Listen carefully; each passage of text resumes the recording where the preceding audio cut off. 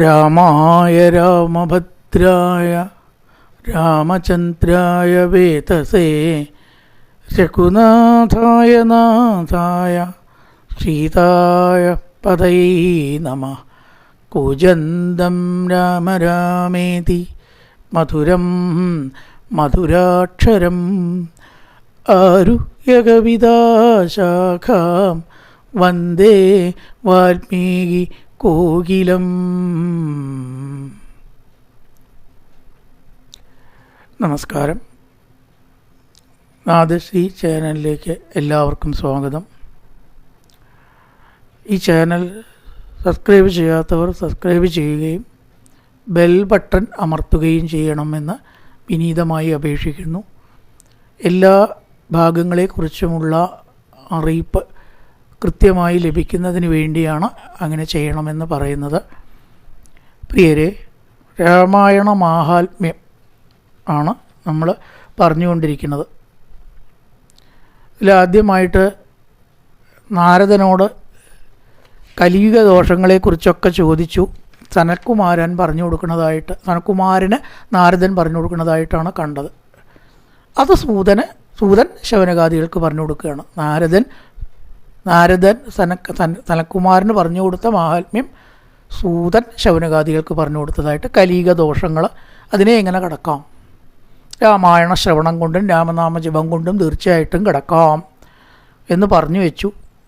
ഇനി അടുത്തതായിട്ട് രണ്ട് ഭാഗമായിട്ട് മാഘമാസത്തിൽ രാമായണം നടത്തിയുള്ള ഗുണം എന്താണെന്നാണ് പറയുന്നത്. മാഘമാസം ശ്രീരാമനവമിയായിട്ടൊക്കെ ബന്ധപ്പെട്ട ശരിക്കും എന്തായാലും കർക്കിടക മാസം അല്ല എന്ന് ഉറപ്പാണ്. മാസം ഏതാണെന്നത് ഇപ്പോൾ നോക്കി പരിശോധിച്ചാലേ പറയാൻ പറ്റൂ.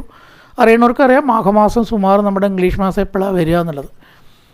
ഏപ്രിൽ മെയ് മാസം ശ്രീരാമനവമിയോട് കൂടിയിട്ടാണ് തോന്നുന്നു 2-3 മാഘം അപ്പോഴാണെന്നാണ് ഓർമ്മ. എന്തായാലും തെറ്റാണെങ്കിൽ ക്ഷമിക്കണം.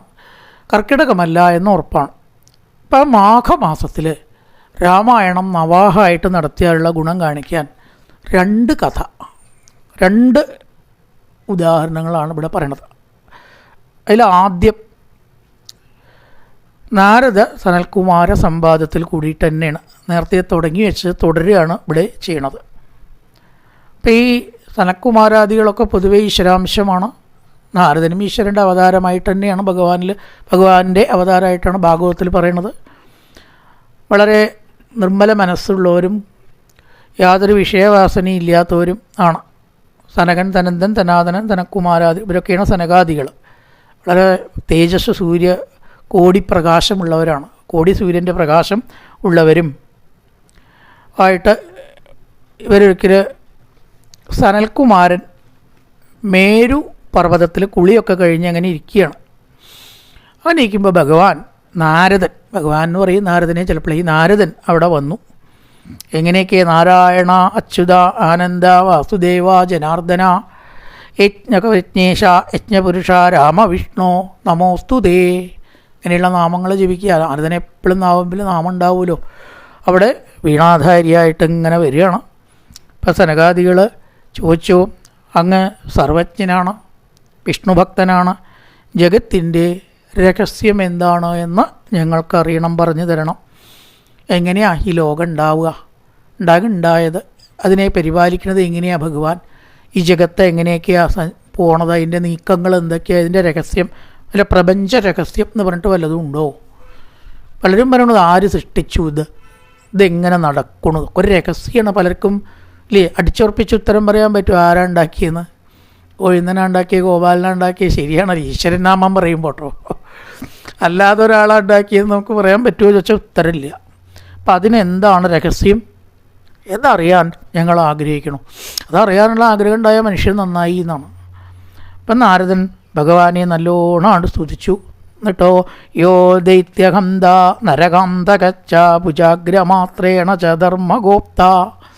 ഏതൊരു ഭഗവാനാണ് അസുരന്മാരെ അല്ലെങ്കിൽ ദുഷ്ടന്മാരെ ഇല്ലായ്മ ചെയ്യുന്നത്, നരകത്തെ സജ്ജനങ്ങൾക്ക് ഒഴിവാക്കി കൊടുക്കുന്നത്, തൻ്റെ കൈകളിൽ ധർമ്മം മുഴുവനെ ഒതുക്കി നിർത്തുന്നത്, ഭൂഭാരസംഘാത വിനോദകാമം നമാമി ദേവം രഘുവംശദീപം.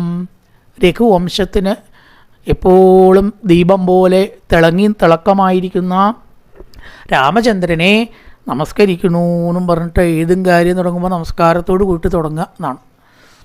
പ്ലസ് രാമചന്ദ്രനെ നമസ്കരിച്ചു. രാമായണത്തിൻ്റെ മാഹാത്മ്യമാണ് കാണിക്കാൻ പോകുന്നത്. എന്നിട്ട് നാരദൻ പറയണ സനകാദികളോട്, ഏതൊരു നാമം ജപിക്കുമ്പോഴാണോ സർവ്വപാപവും നശിക്കുന്നത്, ആ രാമൻ്റെ കഥ വർണ്ണിച്ചിട്ടുള്ള ഗ്രന്ഥമാണ് രാമായണം. ഇത് കലിയുഗത്തിൽ തീർത്ഥമാണ് എന്ന് പറയുകയാണ് അല്ലേ. കലിയുഗത്തിൽ അത് വലിയൊരു തീർത്ഥം. അത് നേരെ പോലെ വാസിച്ച് വായിച്ചാൽ തീർത്ഥസ്നാനം ചെയ്യേണ്ട ആവശ്യം പോലും ഇല്ല. വയ്യാത്തവർ പോവാൻ നിൽക്കണ്ട എന്നർത്ഥം. വയ്ക്കണവർ പോയിക്കോളൂ, തീർത്ഥസ്നാനത്തിനെ നിഷേധിച്ചിട്ടില്ല. പക്ഷെ ഒരാൾ വയ്യെങ്കിൽ എന്താ ഉണ്ടാവുക? പോകാൻ പറ്റില്ല. അപ്പം രാമായണമാകുന്ന തീർത്ഥം മതി അവർക്ക്. കലിയുഗത്തിൽ ഇതൊരു തീർത്ഥമാണ് എന്ന് പറയണം. പറയണം മാഘമാസത്തിൽ വെളുത്ത പക്ഷത്തിൽ നവാഹമായിട്ട് ഈ രാമായണം കേൾക്കണം. അങ്ങനെയൊക്കെ കേട്ടിട്ട് വല്ലവരും ഒക്കെ നല്ല ഫലത്തെ പ്രാപിച്ച ഉദാഹരണമുണ്ടോ? ഉണ്ട്, തീർച്ചയായിട്ടും ഉദാഹരണമുണ്ട്. അതിന് ഉദാഹരണം പറഞ്ഞു തരാമെന്ന് പറയണം നാരദൻ. നാരദനാണ് ഇവിടെ വക്താവ്. അദ്ദേഹം ബ്രാഹ്മണൻ്റെ പേര് സൗദാസൻ. ഇദ്ദേഹം ശിവന് ചില പരിചരണങ്ങളൊക്കെ ചെയ്ത് ശിവനെ ശുശ്രൂഷിച്ച് ശിവൻ്റെ സേവയൊക്കെ ആയിട്ട് അങ്ങനെ കൂടിയിരിക്കുകയായിരുന്നു. ഏതോ കർമ്മം കൊണ്ട് ശിവൻ്റെ അടുത്ത് എത്തി. ശിവലോകമവാപ്നോതി എന്ന് പറഞ്ഞ പോലെ ശിവനാമം ചോദിച്ചിട്ടോ ശിവഭക്തി കൊണ്ടോ ശിവൻ്റെ അടുത്തെത്തി സുഖമായിട്ട് അങ്ങനെ കഴിയുകയായിരുന്നു. പക്ഷേ ഇപ്പോൾ എത്ര സുഖമായാലും അതിൽ അപകട സാധ്യത മനുഷ്യന് എവിടെയുണ്ട് എന്നാണ്. പരിപൂർണമായിട്ട് മുക്തി ലഭിച്ച് ഭഗവാനിൽ ലയിക്കുമ്പോൾ അപകടമില്ല. അതുവരെ എങ്ങനെ അടുത്തെത്തിയാൽ കൂടി അപകട സാധ്യതയുണ്ട്. അതാണ് അപ്പോൾ നമ്മൾ മനസ്സിലാക്കേണ്ടത്. ഈ മുക്തി പലതരത്തിലാണ്. സായുജ്യം, സാമീപ്യം, സാലോക്യം എന്നൊക്കെ പറഞ്ഞിട്ട്. സാരൂപ്യം ഭഗവാന്റെ രൂപമാവുക എന്നേ ഉള്ളൂ. സാമീപ്യം അത്രയും ഇല്ല, നമ്മുടെ രൂപത്തിൽ ഭഗവാന്റെ അടുത്ത് നിൽക്കുക. രൂപം നമ്മുടേനെയും. അപ്പം ഇതൊന്നും ശരിക്കും മുക്തിയല്ല. പക്ഷേ മുക്തിയുടെ അടുത്തടുത്തടുത്തെത്തിയ ഘട്ടങ്ങളാണ് യഥാർത്ഥ മുക്തി എന്ന് പറഞ്ഞാൽ ഭഗവാനിലേക്ക്. പിന്നെ കുഴപ്പമില്ല. അതുവരേക്കും നമുക്ക് ഈ അപകട സാധ്യത കീഴ്പ്പെട്ട് പതിക്കാനുള്ള സാധ്യത ഉണ്ട് എന്ന് നമ്മൾ മനസ്സിലാക്കുക. ഇപ്പം കൃതയുഗത്തിൻ്റെ ആരംഭത്തിൽ ഈ സൗദാസൻ സംഗതിവശാൽ ശിവനെ നിന്ദിച്ചു. ബഹുമാനിക്കാനായിട്ട് അദ്ദേഹത്തിന് കഴിഞ്ഞില്ല. ഒരവസരം ഉണ്ടായി. വലിയൊരു കാര്യമൊന്നും വേണ്ടല്ലോ. ഒരാൾക്ക് അപമാനമായി എന്ന് തോന്നാൻ ചെറിയ സംഗതി മതി. വന്നപ്പോൾ എഴുന്നേറ്റില്ല എന്നോ അങ്ങനെ എന്തോ ഒരു കാര്യമാണ്. അതുകൊണ്ട് അദ്ദേഹത്തിന് തീർച്ചയായിട്ടും രാക്ഷസനാവേണ്ടി വന്നു എന്ന് പറയുകയാണ്. ശിവൻ ശപിച്ചു എന്ന് ഇവിടെ പറയുന്നില്ല കേട്ടോ. നല്ല വോൾട്ടേജുള്ള കമ്പി പോയിട്ട് പിടിച്ചാൽ കറണ്ട് നമ്മളെ ശപിക്കുക? കറണ്ട് നമ്മളെ ശപിക്കുകയല്ല, ശിക്ഷിക്കുകയല്ല ആണോ? കമ്പി പിടിക്കുക എന്ന ആ ഒരൊറ്റ കാര്യത്തിൽ നമ്മൾ ഭസ്മാവും അല്ലേ. 10,000 വോൾട്ടാച്ചാൽ കറണ്ട് നമ്മളെ ശപിച്ചിട്ടുണ്ടോ? ഇല്ല. അതേപോലെ മഹാപുരുഷന്മാർ, കപിലവാസുദേവൻ്റെ അടുത്ത് 60,000 ആൾക്കാർ ഭസ്മായി. കപിലൻ ശപിച്ചിട്ടില്ല. പക്ഷേ തെറ്റായ പ്രവൃത്തികളുടെ ബലം ശാപം വേണ്ട, അല്ലാണ്ട് തന്നെ അനുഭവഗോചരാവും, അനുഭവിക്കാനുള്ള കാരണം ഉണ്ടാവും. അതാണ് ഇവിടെ രാക്ഷസനായത്. പരമേശ്വരനെ സേവിച്ചുകൊണ്ട് കൈലാസത്തിൽ കഴിഞ്ഞുകൊണ്ട് ഒരാളെ എവിടേക്ക് പതിച്ചു? മനുഷ്യനായിട്ടും കൂടിയല്ല, രാക്ഷസനായിട്ടാണ് പതിച്ചത്. അദ്ദേഹത്തിന് വലിയ സങ്കടമായി. ശിവൻ്റെ സാമീപ്യ സുഖം അനുഭവിച്ചിരുന്ന അദ്ദേഹം ഇനി എങ്ങനെയാണ് മനുഷ്യന്മാരെയൊക്കെ കൊന്നു തിന്നണേ? രാക്ഷസനായ വേണ്ടേ? അതാത് യഥാർത്ഥത്തിൽ ധർമ്മം അനുഷ്ഠിച്ചാൽ അതാത് ജന്മത്തിൽ കാട്ടിക്കൂട്ടണ്ടേ? അങ്ങനെയൊക്കെ കഴിയാമെന്ന് അങ്ങനെ വിചാരിച്ചു. ഏതായാലും അദ്ദേഹം അങ്ങനെ ഗൗതമൻ്റെ അടുത്ത് എത്തിപ്പെടുകയാണ്. ഗൗതമനോട് പറഞ്ഞു, സർവേശ് മഹർഷി, ശിവൻ്റെ സാമീപ്യത്തിൽ നിന്ന് ഇതാ രാക്ഷസനായിട്ട് ഞാൻ അതപ്പതിച്ചിരിക്കുന്നു. എങ്ങനെ ഈ മഹാദുഃഖത്തിൽ നിന്ന് ഞാൻ രക്ഷപ്പെടുമെന്ന് അങ്ങ് സർവജ്ഞനല്ലേ, ഒന്ന് പറഞ്ഞു തരാമോ എന്ന് ചോദിക്കുകയാണ് ഗൗതമനോട്. അപ്പോൾ ഗൗതമൻ പറഞ്ഞു, നീ നന്നാവും, കാരണം ചെയ്ത തെറ്റിനെ പറ്റി നീ പശ്ചാത്തപിച്ചല്ലോ. നീ ഒരു കാര്യം ചെയ്ത് 12 മാസമാക്കിയിട്ട് നിൻ്റെ രാക്ഷസ വംശത്തെ ഞാൻ കുറച്ച് തരാം. ഇല്ലാണ്ടേക്കാൻ നിവൃത്തിയില്ല.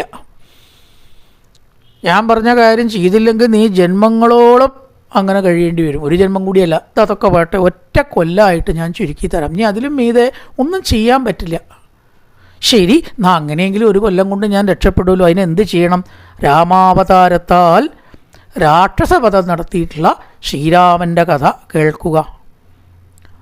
കാർത്തിക മാസം അതിന് ശ്രേഷ്ഠമാണ്. മാഘമാസം, ചൈത്രമാസം, കാർത്തിക മാസം ഇതൊക്കെ മാത്രം ശ്രേഷ്ഠമായതുകൊണ്ട് രാമായണം നീ കേൾക്കുകയാണെങ്കിൽ തീർച്ചയായിട്ടും നിനക്ക് രക്ഷ കിട്ടും എന്ന് പറഞ്ഞു. അപ്പം നീ പൊക്കോ, അതിനുള്ള അവസരം തന്നെ വന്നു ചേർന്നുകൊള്ളുന്നു പറഞ്ഞ് ഈ സോമദത്തൻ എന്ന് പറഞ്ഞിട്ടുള്ള ബ്രാഹ്മണൻ, സോമദത്തൻ എന്നായിരുന്നു ബ്രാഹ്മണ വംശത്തിൽ പേര്. രാക്ഷസനായിട്ട് മാറിയപ്പോൾ പേര് മാറിയിട്ട് എന്തായി? സൗദാസൻ എന്നായി. അങ്ങനെ സോമദത്തൻ എന്ന ബ്രാഹ്മണൻ ശിവനിന്ദയാൽ സൗദാസൻ എന്ന പേരുള്ളതായ രാക്ഷസനായിട്ട് മാറി. പക്ഷികളെ കൊല്ലുക, ജീവികളെ കൊല്ലുക, മനുഷ്യനെ കൊല്ലുക, സദാ ദുഷ്കർമ്മങ്ങൾ ചെയ്ത രാക്ഷസന്മാരങ്ങനെ നിവൃത്തിയുള്ളൂ. ദുഷ്കർമ്മങ്ങൾ ചെയ്ത് നർമ്മദാ തീരത്ത് എത്തുകയാണ്. കണ്ട പക്ഷിയെ കൊല്ലും, അമ്പും വില്ലുടുക്കുക, വേറൊന്നും ചെയ്യുക, പണ്ട് ഉള്ള രീതിയിലൊക്കെ മൃഗങ്ങളെ കൊല്ലുകയൊക്കെ ചെയ്തു. ഗർഗ മഹർഷിയെ അവിടെ കണ്ടു. ചില നല്ല ആൾക്കാരെ കണ്ടാൽ തന്നെ നന്നാവും അത്രേ. അപ്പം പിന്നെ അവരോട് സംസർഗം ഉണ്ടായാലത്തെ ഗുണം പറയണോ? ഗർഗൻ നല്ലൊരു ബ്രാഹ്മണനാണ്, അദ്ദേഹം തപസ്വിയാണ്. അപ്പം ഗംഗാജലം ഒരു കുടത്തിൽ തലയിൽ വെച്ച് അദ്ദേഹം ഇങ്ങനെ പോവുകയാണ്. രാമനാമ മന്ത്രം ജപിച്ചിട്ടുമുണ്ട് ചുണ്ടിൽ രാമനാമ മന്ത്രം. അപ്പോൾ ഈ രാക്ഷസനുണ്ടോ, ഭക്തനാണോ, സജ്ജനാണോ എന്ന് വല്ല നോട്ടം.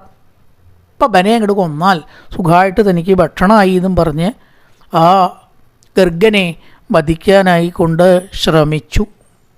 വധിച്ചില്ല, ശ്രമിച്ചതേ ഉള്ളൂ. കൊല്ലാൻ നോക്കിയപ്പോഴേക്കും ഈ ഗർഗൻ്റെ നാവിൽ നിന്ന് പുറപ്പെട്ട രാമനാമം ഇദ്ദേഹത്തിൻ്റെ ചെവിയിൽ ഇങ്ങനെ കേട്ടു. രാമ രാമ രാമ രാമ രാമ രാമ പാഹിമാം. ആ മന്ത്രം കേട്ടപ്പോൾ ഇയാൾക്ക് വധിക്കാൻ തോന്നിയില്ല. ആ നാമത്തിൻ്റെ ശക്തിയാണ് പറയണത്. രാമനാമം കേട്ടപ്പോൾ അദ്ദേഹത്തിന് ശരീരത്തിൽ ആസകലം ഒരു മാറ്റം, മനസ്സിന് ആസകലം ഒരു മാറ്റം.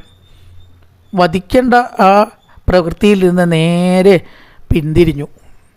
ഇങ്ങനെ രാമനാമം ജപിക്കാൻ ഒരു സജ്ജന, കാരണം പൂർവ്വജന്മത്തിൻ്റെ ഓർമ്മ ഉള്ളിലുണ്ട്. ശിവൻ്റെ അടുത്തുള്ള ആളാണ്. ഇപ്പം രാക്ഷസനാണ് പറഞ്ഞിട്ട് വളരെയധികം പൂർവ്വജന്മത്തിൽ അവൻ ദുഷ്ടനല്ല. അപ്പം ആ വാസന കൊണ്ടാവാം ഈ രാമനാമം അവൻ്റെ ഉള്ളിൽ ചെന്നു. വധിക്കേണ്ട ഉദ്യമത്തിൽ നിന്ന് മാറി ഗർഗമഹർഷിയോട് നമസ്കരിച്ചു. എന്നിട്ട് പറയണം, മഹർഷേ അങ്ങയുടെ ആ നാമജപം എൻ്റെ മനസ്സ് മാറ്റിയെന്ന്. അങ്ങനെ കഥകൾ വേറെ ഉണ്ട് കേട്ടോ. ഈ നാമജപം കൊണ്ട് മനസ്സ് മാറിയിട്ടുള്ള കഥ ഇപ്പോൾ മുഴുവനൊന്നും പറയണില്ല. എൻ്റെ മനസ്സ് മാറിയിരിക്കുന്നു, അതുകൊണ്ട് ഞാൻ ഈ രാക്ഷസനായി തുടരാൻ ആഗ്രഹിക്കണില്ല. ഗുരുവിനെ അവജ്ഞ കൊണ്ട് ശിവനെ നിന്ദിച്ചതുകൊണ്ടാണ് ഈ രാക്ഷസ വംശം എനിക്ക് കിട്ടിയത്. എങ്ങനെയെങ്കിലും ഈ ഗൗതമൻ എന്നോട് അനുഗ്രഹിച്ചിട്ടുണ്ട്, ഒരു കൊല്ലം കൊണ്ട് നിനക്കിതിന്ന് രക്ഷപ്പെടാം. ഗർഗ മഹർഷിയോട് പറയുകയാണ്, അങ്ങ് എങ്ങനെയെങ്കിലും ഈ ശിക്ഷയിൽ നിന്ന് എന്നെ രക്ഷിക്കുമോ? രാമനാമ മഹത്വം കൊണ്ട് രക്ഷപ്പെടുമെന്ന് എനിക്ക് തോന്നുന്നു. കാരണം അങ്ങയുടെ രാമനാമം കേട്ടിട്ടാണ് അങ്ങയെ കൊല്ലാനുള്ള പരിശ്രമത്തിൽ നിന്ന് എനിക്ക് പിന്തിരിയാൻ തോന്നിയത്. അതുകൊണ്ട് രാമായണ കഥ കൊണ്ട് മുക്തി നേടാമെന്ന് ഗർഗൻ പറഞ്ഞു കൊടുക്കുകയാണ്. പേടിക്കേണ്ട, നവാഹമായിട്ട് മാഘമാസത്തിൽ നീ രാമായണം കേൾക്കൂ. സർവശാസ്ത്രം അറിയുന്നതായിരിക്കുന്ന ഗർഗ മഹർഷിയാണ് ഇപ്പോൾ എനിക്ക് കഥാശ്രവണത്തിന് ഏറ്റവും ഉചിതം എന്ന് ഞാൻ വിചാരിക്കുന്നു. അതുകൊണ്ട് മഹർഷിയെ, അങ്ങ് സർവശാസ്ത്ര തത്വജ്ഞനാണ്, ആ രാമായണം എന്നെ കേൾപ്പിച്ചാലും. ഇപ്പം തന്നെ ഗർഗമഹർഷി പറഞ്ഞു, രാക്ഷസ നീ നന്നാവും. ഇപ്പം നീ രാക്ഷസൻ്റെ രൂപം മാത്രമേ ഉള്ളൂ, എൻ്റെ മനസ്സൊക്കെ നേരെയായി. അതുകൊണ്ട് നിനക്ക് ഞാൻ രാമായണ മഹാത്മ്യം, രാമായണ കഥ എല്ലാം പറഞ്ഞു തരാം. അപ്പം അത് കേൾക്കണം എന്നുള്ള ആസക്തി ഉണ്ടായില്ലേ, അതുകൊണ്ട് തന്നെ നിൻ്റെ പാപം മുഴുവനെ പോയി. ഭാഗ്യമാണ്. രാമായണം പറഞ്ഞു നടക്കുന്നവർ സർവ്വദേവതകളും സദാ ഉണ്ടാവും, സർവ്വദേവതകളും അവരിൽ വസിക്കും എന്ന് പറയണം. ഏതായാലും രാമായണം ഭംഗിയായിട്ട് അങ്ങോട്ട് കേട്ടു. ഈ സൗദാസൻ എന്ന് പറഞ്ഞ രാക്ഷസൻ, പൂർവ്വജന്മത്തിൽ സോമദത്തനാണ് കേട്ടോ. സൗദാസൻ രാക്ഷസൻ രാമായണം ഇങ്ങനെ കേട്ടു. രാമായണം കഴിഞ്ഞപ്പോഴേക്ക് അതാ രാക്ഷസൻ്റെ ശരീരം അവിടെ മാറി. നല്ലൊരു ബ്രാഹ്മണൻ്റെ ശരീരം പൂർവ്വജന്മത്തിൽ എങ്ങനെയായിത്തീരുന്നുവോ അതുപോലെ രാക്ഷസൻ്റെ ജന്മം പോയി നല്ലൊരു ബ്രാഹ്മണനായിട്ട് അവനാട് മാറി. ഈശ്വരതുല്യനായി, നാരായണതുല്യനായി, കോടി സൂര്യപ്രകാശം ഉണ്ടായിരുന്നു എന്ന് പറയണം. ഇങ്ങനെയാണ് സൗദാസൻ രാമായണ ശ്രവണം കൊണ്ട് തൻ്റെ ശാപത്തിൽ നിന്ന് രക്ഷപ്പെട്ടത് എന്ന് പറയുകയാണ്. ആ ഒരു അധ്യായം കൊണ്ട്, ഒരു സർഗം കൊണ്ട്. ഇനി അടുത്തതായിട്ടും മാഘമാസത്തിൽ വേറൊരാൾ രാമായണം കൊണ്ട് രക്ഷപ്പെട്ടുട്ടോ എന്ന് പറയുകയാണ്. അത് വേറെ ആരുമല്ല, മാലതി എന്ന് പറഞ്ഞിട്ട് ഒരു സുമതി എന്ന് പറഞ്ഞിട്ടൊരു രാജാവ്. അദ്ദേഹത്തിൻ്റെ പത്നി സത്യവതി. നമ്മൾ വ്യാസൻ്റെ അമ്മ സത്യവതി അല്ല കേട്ടോ, അത് വേറെ സത്യവതിയാണ്. സുമതി എന്ന് പറഞ്ഞിട്ടൊരു രാജാവ്, പത്നിയായിട്ടുള്ള സത്യവതി വിഭാണ്ഡകൻ ആ രാജകൊട്ടാരത്തിൽ കയറി ചെല്ലുകയാണ്. വളരെ ആതിഥ്യ മര്യാദയോട് കൂടിയിട്ട് ഈ സുമതി രാജാവ് വിഭാണ്ഡകനെ സൽക്കരിച്ചു. പത്നി സത്യവതിയാണ്. ഇപ്പം ഈ വിഭാണ്ഡകൻ ചോദിച്ചു, ഇത്ര രാജകൊട്ടാരവും ഐശ്വര്യവും സമ്പത്തും അധികാരവും അങ്ങക്ക് എങ്ങനെ ഉണ്ടായി? എന്തെങ്കിലും കാരണത്താലാണല്ലോ ഒരു ജീവൻ ക്രമേണ പുരോഗതി പ്രാപിക്കുന്നത്. ഇപ്പം സുമതി പറഞ്ഞു, എൻ്റെ പൂർവ്വജന്മം കുറച്ച് മോശമാണ്. മാലതി എന്ന് പറഞ്ഞിട്ടൊരു ഒരു രാജാവായിരുന്നു ഞാൻ പഴയ ജന്മത്തിൽ. ശൂദ്രനാണ്, രാജാവല്ല. മാലതി എന്നാണ് ആ ജന്മത്തിൽ എൻ്റെ പേര്. ഇപ്പം സുമതിയാണല്ലോ. അപ്പം ആ മാലതി എന്ന പേരോടുകൂടി ഞാൻ വളരെ തെറ്റായ ജീവിതമാണ് നയിച്ചത്. ശരിക്കും പറയാച്ച വാൽമീകി നയിച്ച പോലെ പരദ്രവ്യങ്ങൾ പട്ടിപ്പറിക്കുക, പാപികളുടെ കൂടെ നടക്കുക, അതുപോലെ തന്നെ ഹിംസ മുതലായിട്ട് നടത്തുക, ദുഷ്ട സ്ത്രീകളുമായിട്ട് സംസർഗം, വേശ്യ സംസർഗം ഉണ്ടാവുക, മഹത്തുക്കളുടെ വാക്കുകളെയൊക്കെ കളിയാക്കുക. ഇങ്ങനെ ഞാൻ അങ്ങനെ കാട്ടുകൂടെ സഞ്ചരിച്ചു. ഒരുപാട് തെറ്റ് ചെയ്തു. പല ജീവികളെ ചതിച്ചു കൊന്നു. 20 വർഷത്തോളം ഞാൻ മാലതി എന്ന പേരോടുകൂടി ശൂദ്രനായി നടക്കുമ്പോൾ ഒരു വളരെ ചീത്ത രീതിയിലുള്ളൊരു സ്ത്രീ എൻ്റെ കൂടെ വന്നു. ചക്കിക്കൊത്ത ചങ്കരൻ എന്നൊക്കെ നമ്മൾ പറയുമല്ലോ. വിശപ്പ് കൊണ്ടും ദാഹം കൊണ്ടും അവൾ എന്നെ ആശ്രയിച്ചു. ഞാൻ അവൾക്ക് വെള്ളം, ഭക്ഷണം മുതലായത് നൽകി. പരധനം മോഷ്ടിക്കുന്നവളായിരുന്നു അവൾ. എനിക്ക് പറ്റിയവളാണ് എന്ന് കരുതി ഞാൻ അവളെ പത്നിയായിട്ടും സ്വീകരിച്ചു എന്ന് പറയണം. അങ്ങനെ ഞങ്ങൾ കാട്ടുകൂടെ മാംസവും ഭക്ഷിച്ച് തെറ്റായ രീതി അനുവർത്തിച്ച് നടക്കണ സമയത്ത് എങ്ങനെയോ ഒരാശ്രമത്തിൽ ചെന്നു. മാഘമാസത്തിൽ അവിടെ രാമായണ കഥ ഇങ്ങനെ നടക്കുക. ഞങ്ങൾക്ക് കാണിച്ചാൽ കുറച്ചിങ്ങനെ പ്രായമായി തുടങ്ങിയിരിക്കണു. യൗവനത്തിൻ്റെ ആ ഊക്കൊക്കെ ഇങ്ങനെ കുറഞ്ഞ് അബദ്ധവശാൽ രാമായണം ഞങ്ങളുടെ ചെവിയിൽ കേൾക്കാനിടയായി എന്ന് പറയുകയാണ്. രാമായണം അങ്ങനെ കേട്ടു, അതിൻ്റെ അർത്ഥം അറിഞ്ഞിട്ടോ ഭക്തിയോട് കൂടിയിട്ടോ അങ്ങനെയൊന്നുമല്ല. പക്ഷേ ഈ രാമായണ ശ്രവണം കേട്ടിട്ട് ഞങ്ങൾക്ക് മരണം സമാഗതമായി. ഞങ്ങൾ തന്നെ അറിയാണ്ട് ഞങ്ങൾ മരണത്തിലേക്ക് നീങ്ങുകയായിരുന്നു. ഞങ്ങളത് അറിഞ്ഞൊന്നുമില്ല. പക്ഷേ ഈ രാമായണം കേട്ട് മരിച്ചൊരൊറ്റ കാരണം കൊണ്ട് ചെയ്ത തെറ്റുകൾക്കൊന്നും ഞങ്ങൾക്ക് ശിക്ഷ കിട്ടിയില്ല. എല്ലാ പാപങ്ങളിൽ നിന്നും മുക്തി കിട്ടി. ഇന്ദ്രൻ്റെ പദവിയിലേക്ക് ഒരൊറ്റ പ്രൊമോഷൻ കയറ്റമാണ് കിട്ടിയത് എന്ന് പറയുകയാണ് ആര്? സുമതി എന്ന് പറഞ്ഞിട്ടുള്ള രാജാവ്. സുമതി രാജാവ് വിഭാണ്ഡകനോട് പറയുകയാണ്, ഇന്ദ്രപദം കിട്ടി. ആ ഇന്ദ്രൻ്റെ കാലം കഴിഞ്ഞപ്പോൾ ഭൂമിയിലേക്ക് വന്നു. തീരാത്ത പുണ്യമായിരുന്നത്, കുറച്ച് ബാക്കി ഉണ്ടായിരുന്നു പുണ്യം. അതുകൊണ്ട് ഇതാ ഇപ്പോൾ ഈ രാജാവായിട്ട്, സുമതി എന്ന രാജാവായിട്ട് സ്ഥാനം എനിക്ക് കിട്ടിയതാണ്. ഇന്ദ്രപദവിയായിട്ട് അനുഭവിച്ചിട്ടും തീരാത്ത പുണ്യം ഉണ്ടായിരുന്നു. ആ പുണ്യം കൊണ്ട് ഇതാ ഈ രാജസ്ഥാനം എനിക്ക് കിട്ടിയതാണ് എന്ന് വിഭാണ്ഡകനോട് പറഞ്ഞു. എന്തിനാ അത് പറഞ്ഞത്? രാമായണ ശ്രവണം കൊണ്ട് ഏത് പാപവും ഇല്ലാണ്ടാവും. ഹരിദാസതിയൊക്കെ പറയുമ്പോൾ ഇതായിട്ട് ബ്രഹ്മദ്വേഷി ആയിക്കോട്ടെ, സുരാപാനം നടത്തിക്കോട്ടെ, കനകസ്ഥേയി സ്വർണം മോട്ടിച്ചോട്ടെ, എന്തൊക്കെ തെറ്റ് ചെയ്താലും രാമായണ ശ്രവണം കൊണ്ടും രാമായണ ഉപാസന കൊണ്ടും ആ പാപം മുഴുവനെ പോവും. ഇത് കാമധേനുവിന് തുല്യമാണ് രാമായണം. പട്ടിലൊക്കെ പൊതിഞ്ഞ് വേണ്ട പോലെ പൂജിച്ചാൽ നമുക്കതെല്ലാം നൽകും. പാപനാശനവും രാമഭക്തി എല്ലാവിധത്തിലും പാപത്തെ നശിപ്പിക്കുന്നതും ആണ് എന്ന് ഈ വിഭാണ്ഡകന് സുമതി രാജാവ് തൻ്റെ തന്നെ കഥ പറഞ്ഞു കൊടുത്തു എന്ന് പറയുകയാണ്. ഇനി അതിനുശേഷം ചൈത്രമാസത്തിൽ, അത് വേറെ മാസം കേട്ടോ, ചൈത്രമാസത്തിലുള്ള രാമായണ ശ്രവണത്തിൻ്റെ ബലം കാണിക്കാൻ വേണ്ടിയിട്ട് കലികൻ എന്ന് പറഞ്ഞിട്ടുള്ള ഒരു ശൂദ്രൻ്റെയും ദുഷ്ടൻ്റെയും കഥയാണ് പറയണത്. ഈ കലികനും ഇതേപോലെ പരനിന്ദ ചെയ്തിട്ടും മൃഗങ്ങളെ കൊന്നിട്ടും പാപം ചെയ്തിട്ടും ബ്രഹ്മസ്വവും ദേവസ്വവും അപഹരിച്ചിട്ടും നടന്നിട്ടുള്ള ആളായിരുന്നു കലികൻ. കലികോപാഖ്യാനം. ഈ കലികൻ എന്ന് പറഞ്ഞിട്ടുള്ള വിദ്വാൻ ചൈത്രമാസത്തിൽ രാമായണം കേട്ട ഗുണമാണ് നമ്മളോട് ആ കഥയെ കൂടെ നമുക്ക് ബോധിപ്പിക്കണത്. കാരണം അദ്ദേഹം ഒരു ക്ഷേത്രത്തിൽ എന്താ കക്കാൻ തരാവുക നോക്കിയിട്ടാണ് പോണ, തൊഴുകാനല്ല. സ്വർണത്തിൻ്റെ താഴികക്കുടം കണ്ടു ഇത്ര അമ്പലത്തിൻ്റെ മുകളിൽ ഇങ്ങനെ. അത് തട്ടിപ്പറിച്ചാൽ കുറച്ച് ദിവസം കഴിഞ്ഞു കൂടാമെന്നും പറഞ്ഞ് അവിടെ ചെന്നു. അമ്പലത്തിൻ്റെ ഉള്ളിൽ കിടന്നപ്പോൾ, കാട്ടിൻ്റെ ഉള്ളിലാണ് അമ്പലം, ഒരു ബ്രാഹ്മണൻ ഇങ്ങനെ അവിടെ ഇരുന്ന് ജപിക്കുക, ഈശ്വരധ്യാനം ചെയ്യേണ്ട അവനെയാണ് കൊല്ലാൻ നോക്കുക. ഇല്ലേ, കഴുത്തിൽ ഇങ്ങോട്ട് പിടിച്ചെന്ന് മാർത്ത് ചവിട്ടി ആ ബ്രാഹ്മണനെ കൊല്ലാൻ നോക്കി. അവൻ്റെ പേരാണ് ഉത്തങ്കൻ. അദ്ദേഹത്തിൻ്റെ പേര്, ബ്രാഹ്മണൻ്റെ പേര് ഉത്തങ്കൻ. കൊല്ലാൻ നോക്കുന്നതിൻ്റെ പേര് കലികൻ. അപ്പം അദ്ദേഹം ചോദിച്ചു, ഈ ചെയ്യുന്ന പാപമൊക്കെ നീ എവിടെയാണ് കൊണ്ടയ്ക്കുക? വാൽമീകിയോട് സനകാദികൾ ചോദിച്ചില്ലേ, അതേ ചോദ്യം ഇവിടെ ചോദിക്കുകയാണ്. ഇവിടെ വാൽമീകിയുടെ കഥയല്ല പറയണം. അങ്ങനെ ഒരു കഥ ഇവിടെ പറയണില്ല കേട്ടോ. വാൽമീകി പാപിഷ്ടനായിരുന്നു എന്ന് ഇവിടെ പറയണില്ല. വാൽമീകി പറയുന്നുണ്ട് പാപിഷ്ടനായിട്ട് ഇവിടെ കലികനാക്കിയിട്ടാണ് കഥ കൊണ്ടുപോകുന്നത്. അതുകൊണ്ട് ഒരിക്കലും ഈ പാപം നിനക്ക് വേറൊരാൾക്ക് കൊടുക്കാൻ കഴിയില്ല. അതുകൊണ്ട് ദയവായിട്ട് ഇത്തരം കാര്യങ്ങളിൽ നിന്ന് പിന്തിരിവ്, ഞാൻ ഒരു തെറ്റും ചെയ്യില്ല, നീ എന്തിനാണ് എന്നെ കൊല്ലണത് എന്നങ്ങനെ ചോദിച്ചതോട് കൂടിയിട്ട് അവൻ്റെ മനസ്സ് മാറി. ചോദിച്ചു കഴിഞ്ഞു, എന്തുകൊണ്ടാണ് ഈ ചെയ്ത പാപമൊക്കെ ഇല്ലാണ്ടാവുക? പാപം ചെയ്തിട്ടുണ്ടെങ്കിൽ അതിൽ നിന്ന് രക്ഷപ്പെടാനായിട്ട് വല്ല മാർഗവും ഉണ്ടെങ്കിൽ അങ്ങ് തന്നെ എനിക്ക് പറഞ്ഞു തരണം എന്ന് പറഞ്ഞു. എല്ലാ തെറ്റുകളും ക്ഷമിക്കണം എന്നായി കലികൻ. അപ്പോൾ പറഞ്ഞു, ഈ ഉത്തങ്കൻ, അതിന് രാമായണ ശ്രവണം ആണ് വേണ്ടത്. ഏത് കാട്ടാളനായിക്കോട്ടെ, ഏത് തെറ്റായിക്കോട്ടെ, നീ ഒരു കാര്യം ചെയ്യുക, ചൈത്രമാസത്തിൽ വെളുത്ത പക്ഷത്തിൽ രാമായണം നവാഹമായിട്ട് കേൾക്കൂ. കലികൻ എന്ന പേരോടുകൂടി നീ ചെയ്തിട്ടുള്ള ഈ തെറ്റിൽ നിന്നെല്ലാം നിനക്ക് മുക്തി കിട്ടും, സർവ്വപാപത്തിൽ നിന്നും മുക്തി കിട്ടും എന്നങ്ങനെ പറഞ്ഞു. രാമായണം അത് കേട്ടു. ചൈത്രമാസത്തിൽ 9 ദിവസം കൊണ്ട് രാമായണം കേട്ടതോടുകൂടി കലികനെ കൊണ്ടുപോകാൻ അതാ വിമാനം വന്നു. ആ വിമാനത്തിൽ കയറിയിട്ട് കലികന് മുക്തി കിട്ടി. അപ്പോൾ കലികന് മുക്തി കിട്ടി, സൗദാസന് മുക്തി കിട്ടി, ഇല്ലേ? എത്ര ആൾക്കാർക്കാണ് രാമായണം കൊണ്ട് മുക്തി കിട്ടിയിട്ട്. സുമതി എന്ന് പറഞ്ഞിട്ടുള്ള രാജാവിന് നല്ല സ്ഥാനം, ഇന്ദ്രപദവിയും കിട്ടി, തുടർന്ന് രാജസ്ഥാനം കിട്ടി. ഇതൊക്കെയും കാണിക്കുന്നത് രാമായണ ശ്രവണത്തിൻ്റെ ഫലമാണ്. പിന്നീട് എങ്ങനെയൊക്കെയാണ് രാമായണം വായിക്കുക എന്ന് സനൽകുമാരൻ ചോദിച്ചപ്പോൾ നാരദൻ പറഞ്ഞു, ആൾക്കാരെ എല്ലാം വേണ്ട പോലെ ക്ഷണിച്ച് ധാരാളം ശ്രോതാക്കൾക്ക് ഇത് പറഞ്ഞു കൊടുക്കുക. പൂജാ സങ്കല്പങ്ങൾ വേണം, രാമനെ പൂജിക്കണം, രാമപൂജ.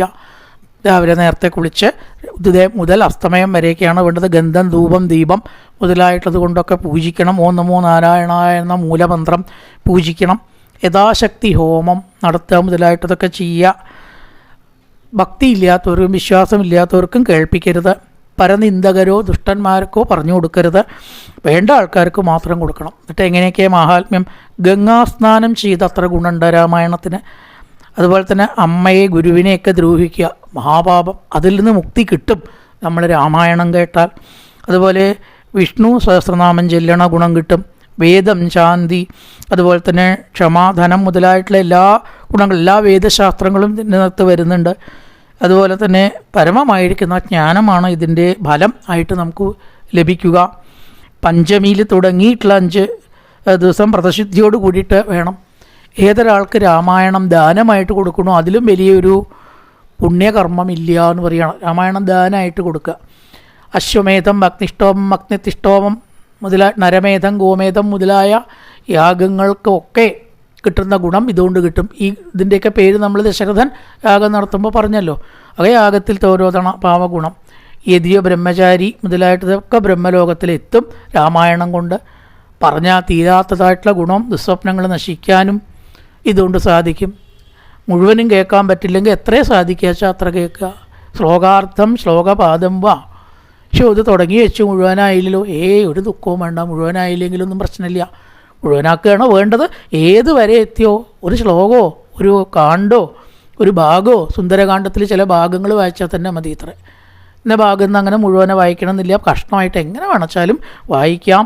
അങ്ങനെ രാമരസത്തിൽ മുങ്ങലുണ്ടാവും എന്ന് പറയണം. രാമരസത്തിൽ നമുക്കവിടെ മുങ്ങിക്കഴിഞ്ഞാൽ വഞ്ചന, കാമാരി ദോഷങ്ങളുള്ളവരോട്, അങ്ങനെ തെറ്റായിട്ടുള്ള വികാപക്കാരോട് രാമായണം കേൾപ്പിക്കാൻ പാടില്ല. നല്ല ജനങ്ങൾക്ക് മാത്രം ഗുരുഭക്തി ഉണ്ടാവുക, സദ്ഗുണങ്ങൾ ഉണ്ടാവുക, അവർക്കാവട്ടെ ഇത് കേൾപ്പിച്ചാൽ എല്ലാ ദുഃഖങ്ങളും ഈ കേട്ടവർക്കും നശിക്കും, കേൾപ്പിച്ചവർക്കും നശിക്കും.